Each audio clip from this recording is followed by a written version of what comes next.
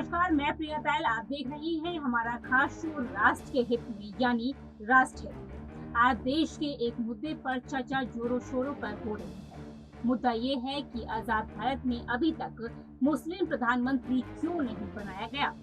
ये बात सच है कि देश में अब तक कोई प्रधानमंत्री मुस्लिम प्रधानमंत्री नहीं बना है, लेकिन राष्ट्रपति जरूर बना है। चलिए समझते हैं आखिर अब तक मुस्लिम प्रधानमंत्री क्यों नहीं बना। देखिए हमारी इस पर ये खास रिपोर्ट। आज देश में राष्ट्रपति चुनाव हो रहे हैं। इस चुनाव से पहले जर्नलिस्ट प्रतीश नंदी ने भारत की समावेशता और देश की चुनावी सिस्टम की अखंडता पर सवाल उठाए हैं। नंदी ने एक ट्वीट करके कहा कि जबकि एक आदिवासी महिला पहली बार देश की राष्ट्रपति बन रही है, क्या कोई मुस्लिम प्रधानमंत्री या राष्ट्रपति बनेगा? इसका मतलब ये है कि क्या ऐसा कभी नहीं होगा? नंदी ने 17 जुलाई को किए गए ट्वीट में भारत के सुप्रीम इलेक्शन ऑफिस पर इस तरह का कमेंट करके उसमें विविधता की कमी दिखाने की कोशिश की है। इस ट्वीट के बाद चर्चा शुरू हो गई है कि आखिर भारत का प्रधानमंत्री एक मुस्लिम क्यों नहीं बन सकता। भारत के संविधान में किसी भी पद पर आसीन होने के लिए धर्म, जाति आदि का उल्लेख नहीं है। कोई भी व्यक्ति देश के किसी भी उच्च राजनीतिक पद पर आसीन हो सकता है यदि जनता उसे चुन लेती है। भारत में सिख भी एक माइनॉरिटी है। डॉक्टर मनमोहन सिंह के प्रधानमंत्री बनने पर किसी ने हैरानी नहीं दिखाई थी, तो फिर किसी मुस्लिम व्यक्ति के प्रधानमंत्री बनने में भारत में क्या दिक्कत होगी? लेकिन जरूरत होगी मुस्लिम प्रधानमंत्री को राष्ट्रवादी सोच रखने की, क्योंकि यही पैमाना हर किसी के लिए होता है। इसका मतलब ये है कि भारत का प्रधानमंत्री सिर्फ वही बन सकता है जो हिंदू, मुस्लिम, सिख, ईसाई, पारसी, जैन, बौद्ध आदि ना होकर सिर्फ भारतीय बनकर सामने आए और बच्चों से लेकर बूढ़ों तक, औरत मर्द, गोरे काले, कश्मीर से लेकर केरल वालों तक को और गुजरात से लेकर अरुणाचल प्रदेश तक वालों को सबको अपना समझे। अगर संविधान और कानून की बात करें तो संविधान और कानून के मुताबिक इस बात में कोई रुकावट नहीं है। लेकिन अगर हम इतिहास के पन्नों को पलटते हैं तो एक मुस्लिम का उच्च पद पर बैठने पर भारत का मुश्किलों का ही सामना करना पड़ा है।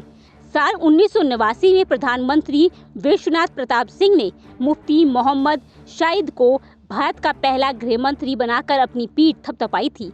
राष्ट्रीय और अंतर्राष्ट्रीय मीडिया में भी भारत के सेकुलर संविधान से लेकर विश्वनाथ प्रताप सिंह ने दूरदृष्टि तक की तारीफों के पुल बांधे गए थे। चंद महीनों में ही कुछ ऐसा हुआ जिससे सवाल उठने लगे। पाकिस्तान परस्त आतंकियों से अपनी बेटी रूबिया इसाद का अपहरण करवा के बदले में जेल में बंद आतंकवादियों की रिहाई करवा ली।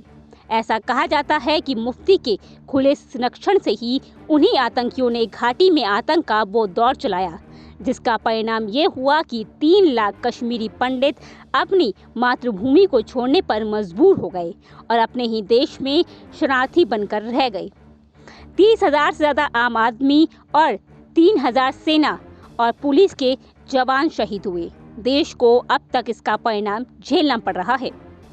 वहीं एक और ऐसा ही उदाहरण सामने आता है उत्तर प्रदेश के राज्यपाल रहे अजीज कुशेरी का। खबरों की माने तो 2014 में राज्यपाल BL जोशी के कार्यकाल पूरा होने के बाद उत्तराखंड के तत्कालीन राज्यपाल अजीज कुरैशी को उत्तर प्रदेश का कार्यवाहक राज्यपाल बनाया गया था।